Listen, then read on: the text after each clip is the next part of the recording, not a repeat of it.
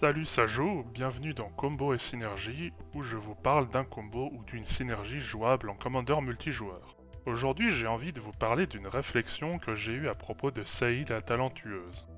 Quand je la joue, c'est à l'ancienne, c'est-à-dire en jouant des petits artefacts et des petites créatures qui invoquent des toptères, comme l'ingénieur en mécanoptère ou l'apprenti de Breya qui fonctionne plutôt bien d'ailleurs, puis lâcher des gros tas qui ne coûtent pas grand chose avec la capacité de Saïli.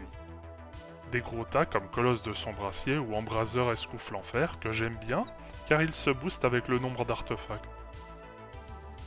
Premièrement, je me demande si jouer les Eggs serait une bonne idée dans cette façon de jouer. Les Eggs sont ces petits artefacts à 2 mana qui font piocher une carte quand ils arrivent sur le champ de bataille. Il y en a plein qui sont sortis ces dernières années, en commune qui plus est, donc facile à récupérer. Mais la plus grosse réflexion était de remplacer les faiseurs de top terre par des pirates qui font des jetons trésors.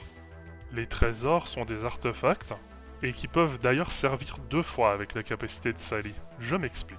Lorsque l'on lance un sort, il y a toute une démarche à suivre si on veut jouer correctement.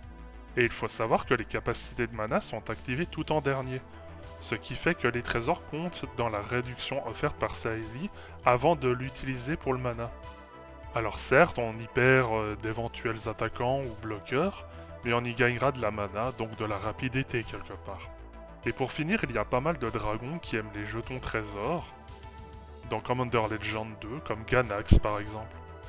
Il y a de quoi creuser la question pour jouer à Pirate et Dragon avec la jolie Saïli. Donc dites-moi ce que vous en pensez dans les commentaires et n'hésitez pas à partager et à vous abonner si ce n'est pas déjà fait.